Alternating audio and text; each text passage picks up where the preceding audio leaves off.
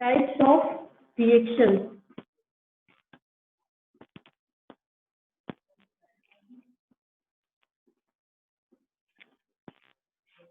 Types of reactions.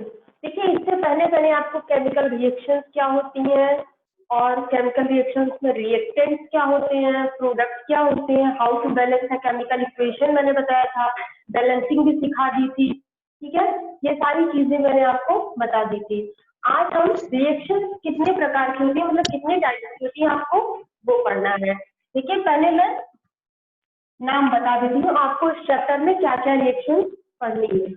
First, combination reaction. Combination reaction. Ma'am आवाज आ रही है मेरी? हाँ, आवाज आ रही है आपकी। ठीक है जी मैम, वीडियो बहुत फंस रहा है मैम। वीडियो फंस रहा वो ठीक हो जाएगा। आप हो सकता है नेटवर्क प्रॉब्लम हो। जी मैम। ठीक है, हाँ, आप माइक ऑफ करके केवल ध्यान से सुनिए। ठीक है, नोट करने की भी जरूरत नहीं है, वीडियो रिकॉर्ड हो रहा है, आपके पास सेंड कर दिया जाएगा। Types of reaction, combination reaction, इसके बाद हम decomposition reaction. Decomposition reaction,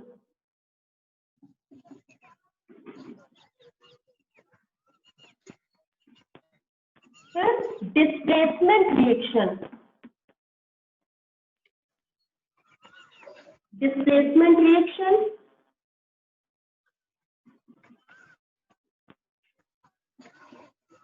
fourth है double displacement reaction.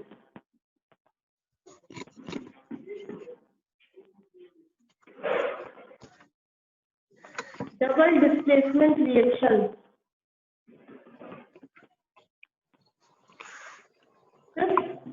Oxidation reduction reaction. Oxidation reduction,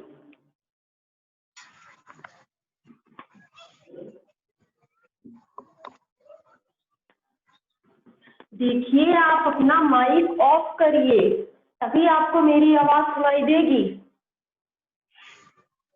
ठीक है, क्या क्या मैंने बताया आपको, ये सारी रिएक्शन पढ़नी है। ठीक है, फर्स्ट क्या है, combination reaction, decomposition reaction, displacement reaction, double displacement reaction, oxidation reduction reaction. अब हम एक एक रिएक्शन को अच्छी तरीके से डिस्क्राइब करते हैं। ठीक है, आप ध्यान से सुनते चलिए। फर्स्ट है कॉम्बिनेशन रिएक्शन।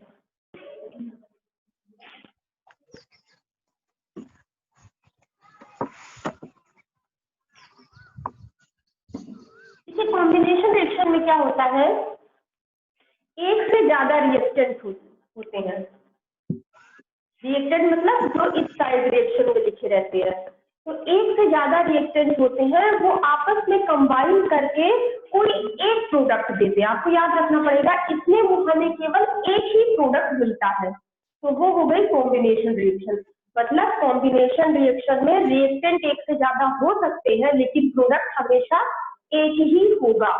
यही उसकी पहचान होगी, क्योंकि आपके एग्जाम में पहचानने को आती है रिएक्शन कि ये कौन सी रिएक्शन है। तो आप अगर उसमें देख रहे हैं इधर साइड में केवल एक ही प्रोडक्ट लिखा हुआ है, तो वो कॉम्बिनेशन रिएक्शन होगी। ठीक है, इसकी डेफिनेशन हम लिख रहे हैं, in this process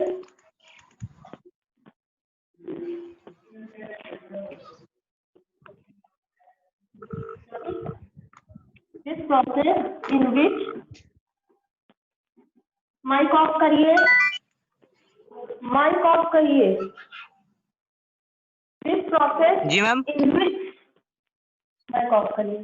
this process in which one or more substance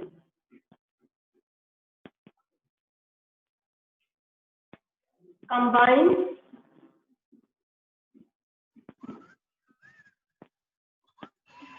to form a single product, आपको याद रखना पड़ेगा, सिंगल प्रोडक्ट मिलता है यहाँ पर, single product. This process in which one or more substances combine to form a single product. एक से ज्यादा सब्सटेंस कंबाइन होकर के केवल एक सिंगल प्रोडक्ट बनाए, जैसे कि ए और बी, ये दोनों आपस में कंबाइन हो और बना दें सी। जहां पर आपको केवल अगर एक ही प्रोडक्ट मिल रहा है तो वो कॉम्बिनेशन रिएक्शन होगी। ठीक है, इसके और भी सारे एग्जाम्पल है, जैसे बर्निंग ऑफ कोल, कोयले का जलना, बर्निंग ऑफ कोल। कोल को हम कैसे रिप्रेजेंट करते हैं, कार्बन से। ठीक है, कार्बन किस फॉर्म में होता है, सॉलिड फॉर्म में होता है। देखिए हमने बताया कि रिएक्शन जब भी लिखी जाती है तो साथ में उसकी स्टेट भी लिखी जाती है। ये सिंबल हो गया कोल का, उसकी स्टेट सॉलिड फॉर्म में रहता है। और जलने के लिए, बर्निंग के लिए कौन सी गैस सबसे जरूरी होती है, वो होती है ऑक्सीजन, O2। और किस फॉर्म में होती है, गैस फॉर्म में होती है। और ये दोनों आपस में मिलकर के क्या बना लेते हैं, CO2। ये भी किस फॉर्म में होगा, गैस फॉर्म में होगा। ये बर्निंग ऑफ कोल की रिएक्शन हो गई। Carbon plus oxygen is equal to carbon dioxide. ये कार्बन डाइऑक्साइड का सिंबल है, CO2। Second, burning of coal के बाद water, formation of water, formation of water.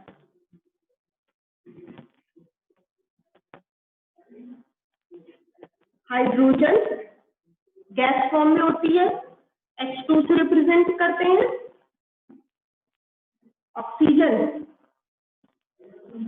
Gas form में, और ये दोनों आपस में मिलकर के क्या कंबाइन होकर के क्या बनाते हैं, वाटर बनाते हैं, H2O। ये लिक्विड फॉर्म में होता है, L से रिप्रेजेंट करते हैं।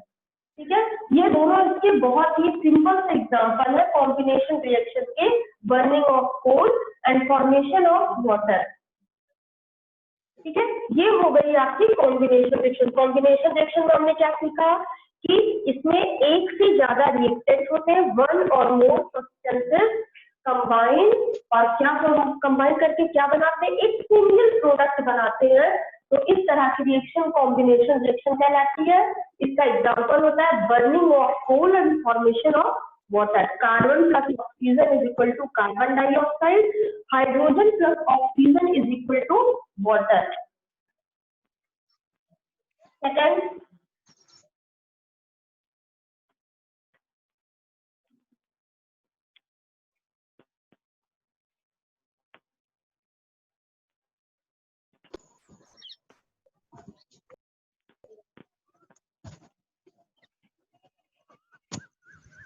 सेकेंड रिएक्शन है आपकी डीकम्पोजिशन रिएक्शन।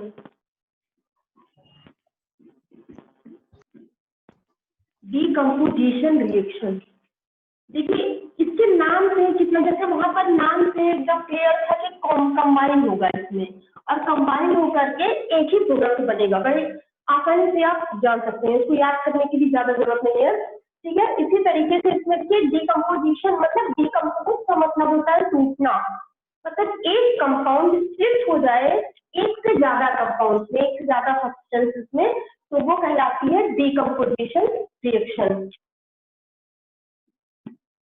This reaction, या फिर the reaction in which a compound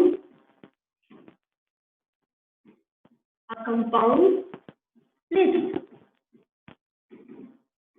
into two or more substances,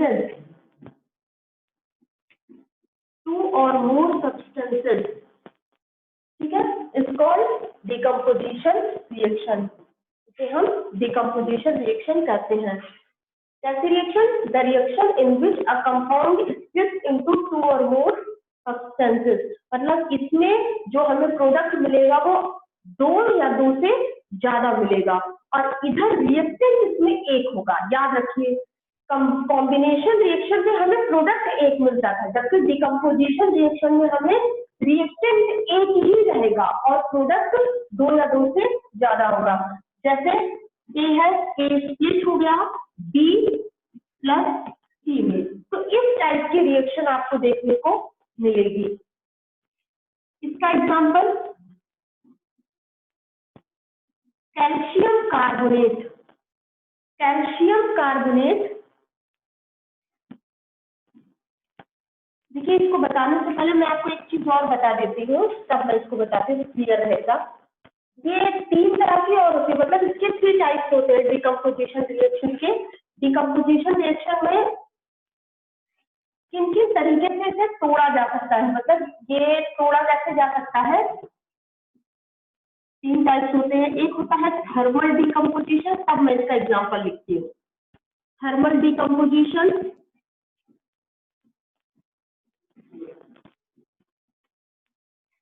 एक होता है electrolytic decomposition,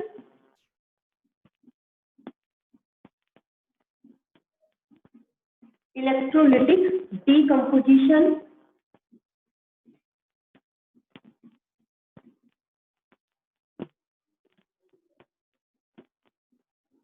photolysis decomposition.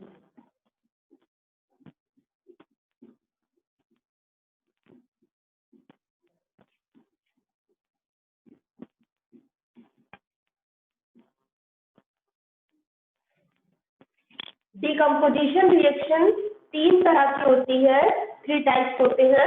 Thermal decomposition, electrolytic decomposition and photolysis decomposition. तो हम इसको बता देते हैं, इसी में एक एक एग्जांपल लिख देते हैं। वही सारे एग्जांपल इनके भी होंगे और डिकम्पोजिशन के भी होंगे। तो डिकम्पोजिशन के आपको 3 एग्जांपल्स भी मिल जाएंगे। चलिए, सबसे पहले thermal decomposition.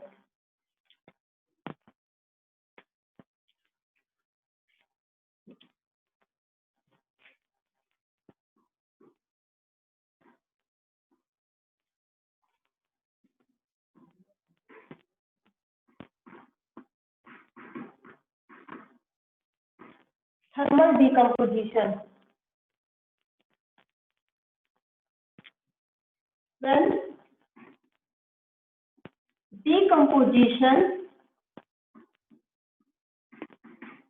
is carried out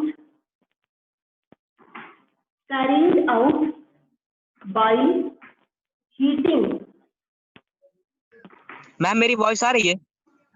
yes, आपकी वॉइस आ रही है, आप बताइए क्या है? जी मैम, नहीं वो कट बहुत। जी मैम, आ रहा है। आपको समझ में आ रहा है? जी मैम आ रहा है, लेकिन आपका वीडियो फंस गया है, एकदम चल नहीं रहा है।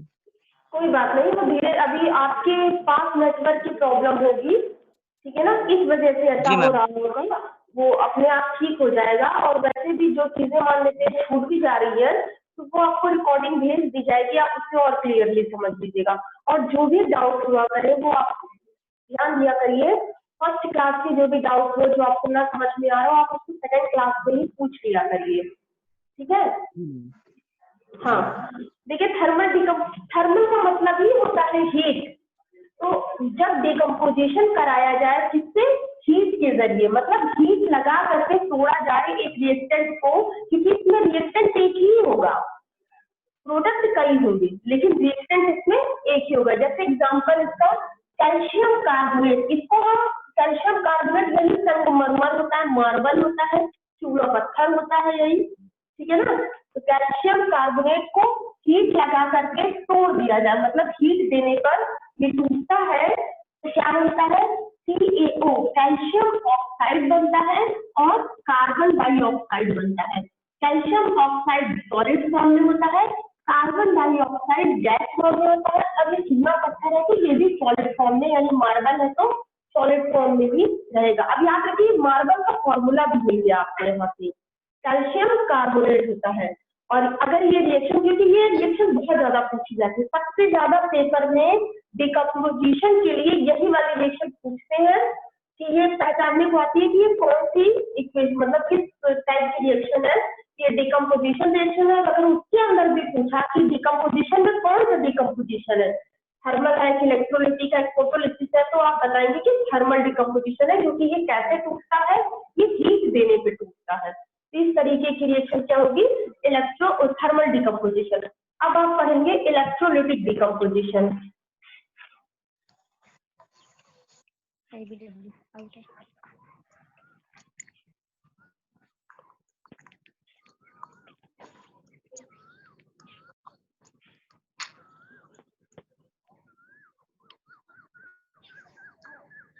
आप सभी नोट करते भी चला करिए, ठीक है, आपको समझ में आता जाए, आप साथ साथ नोट करते चलिए, नोट करते चलेंगे तो आपके लिए और अच्छा ही होगा।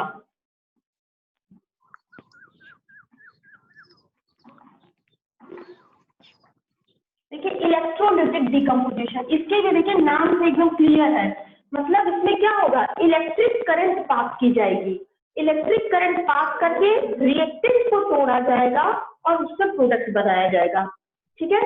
तो यहाँ पे हम लिखेंगे इसकी definition, when decomposition is carried out by passing electricity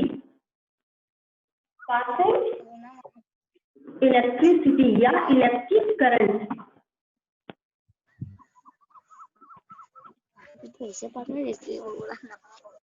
okay, देखिए इसका एग्जांपल है वाटर।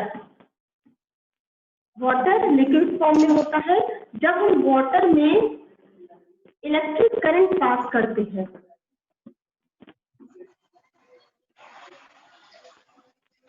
तो वो अपने सब्सटेंसेस में टूट जाता है। किसमें किससे बना होता है वो, हाइड्रोजन जो कि गैस फॉर्म में होती है, और ऑक्सीजन ये भी गैस फॉर्म में होती है, इसमें ये टूट जाता है। वाटर में इलेक्ट्रिक करंट पास करने पर वो हाइड्रोजन और ऑक्सीजन गैस में टूट जाता है।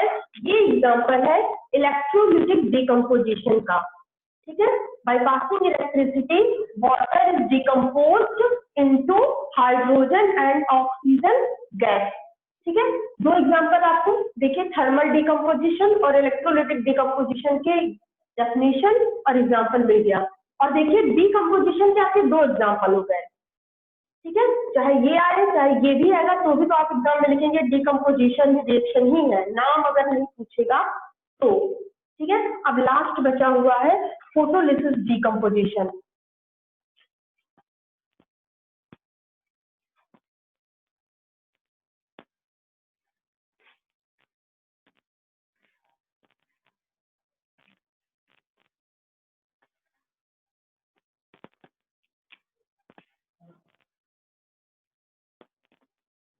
Photolysis decomposition.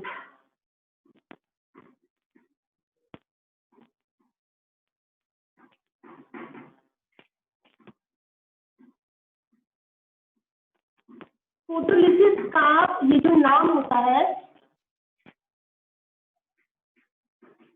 इसका सीधा रिलेशन जो होता है वो सनलाइट से होता है, यानी कहीं पर भी किसी भी रिएक्शन में अगर सनलाइट का इस्तेमाल किया जा रहा है मतलब उस रिएक्शन का नाम फोटोलिसिस ही होगा, ठीक है। फोटो का मतलब ही होता है लाइट और लिसिस का मतलब होता है टूटना।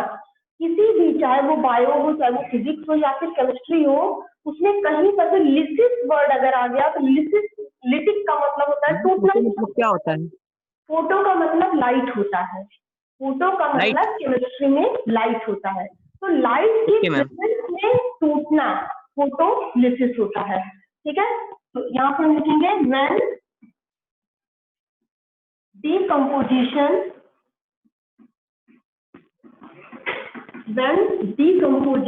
is carried out in the presence of sunlight, मतलब जब डिकम्पोजिशन की प्रोसेस सनलाइट के प्रेजेंस में होगा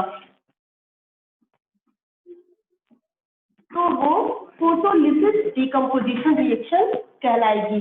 इसका एग्जांपल है जैसे AgCl, silver chloride solid form में होता है, सिल्वर क्लोराइड सॉलिड फॉर्म में होती है ये रिएक्शन, और सनलाइट के प्रेजेंस में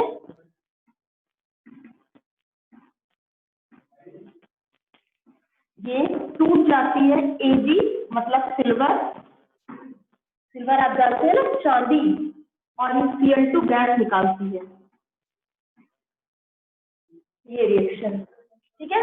सिल्वर क्लोराइड होता है, ये सॉलिड फॉर्म में होता है, सनलाइट के प्रेजेंस में टूट जाता है सिल्वर में और क्लोरीन गैस में, ठीक है। बल्कि यहाँ पर मैं क्लोरीन गैस नहीं है, पहले गैस जो होती है ये सॉलिड फॉर्म में ही क्लोरीन निकलता है, बाद में गैस बन जाती है, इसलिए हम पहले यहाँ पर सॉलिड ही लिख दे रहे हैं। जानते हैं ये रिएक्शन बहुत इंपॉर्टेंट है। रिएक्शन क्यों इंपॉर्टेंट है?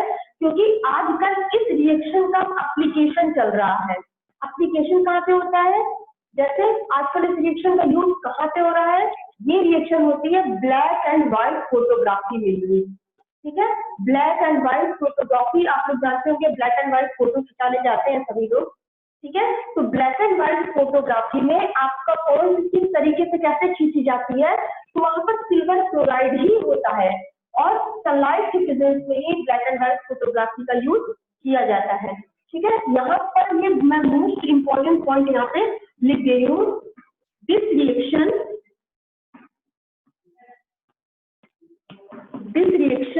Is used in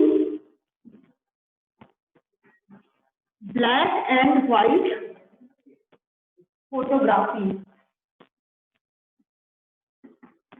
black and white photography,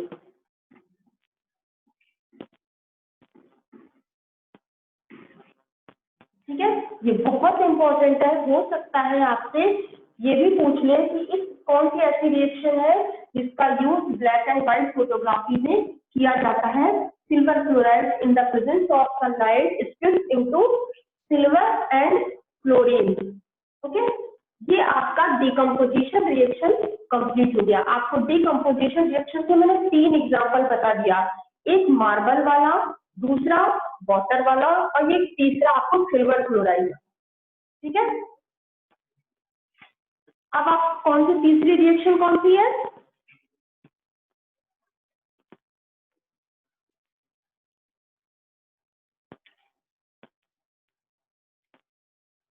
तीसरी रिएक्शन आती है displacement reaction.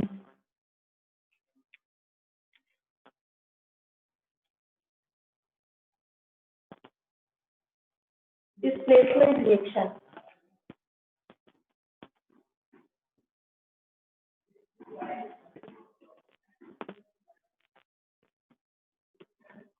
Displacement reaction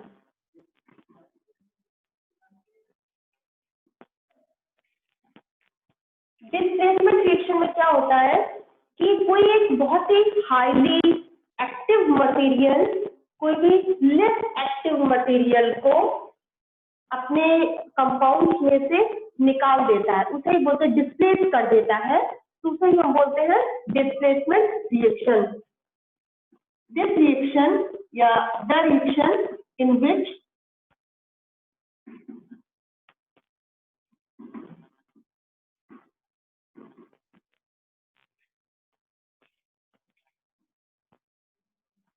any more active substance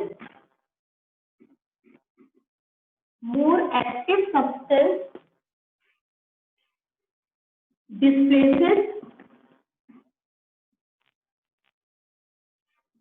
less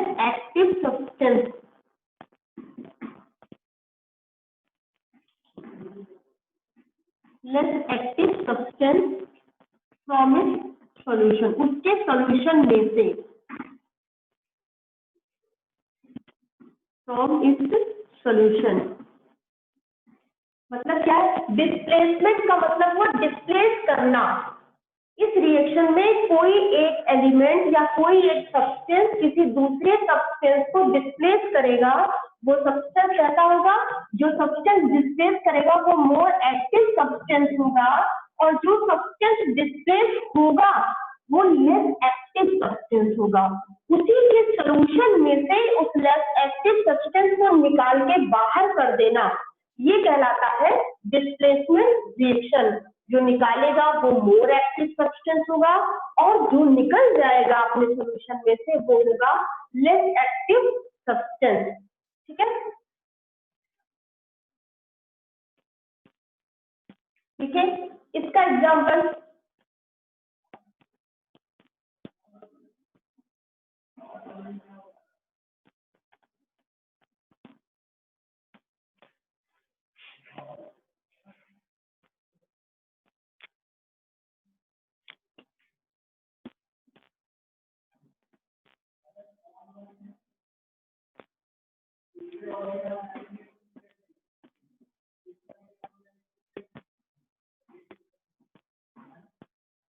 iron है, सॉलिड फॉर्म में रहता है, ठीक है। कॉपर सल्फेट है, ये हमेशा एक्वस फॉर्म में रहता है। एक्वस का मतलब मैंने बताया था जो कि पानी में घुला हुआ हो, ठीक है।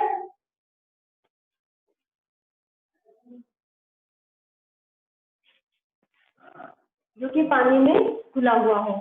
आयरन कॉपर सल्फेट के सॉल्यूशन के साथ रिएक्शन करेगा, और क्या होगा कि आयरन मोर रिएक्टिव एलिमेंट है, और जो है ये कॉपर जो होता है वो लेस रिएक्टिव एलिमेंट होता है। तो आयरन कॉपर को निकाल फेंकेगा, कॉपर सल्फेट के सॉल्यूशन में से आयरन कॉपर को निकाल देगा और खुद उसकी जगह पर चला जाएगा। तो ये बन गया आयरन सल्फेट सॉल्यूशन, और उसके साथ में कॉपर निकल गया, सॉलिड फॉर्म में कॉपर निकल के बाहर हो गया। अगर ऐसा होता है तो वो रिएक्शन कहलाती है डिस्प्लेसमेंट रिएक्शन। वो रिएक्शन कैसे कहलाती है, डिस्प्लेसमेंट रिएक्शन।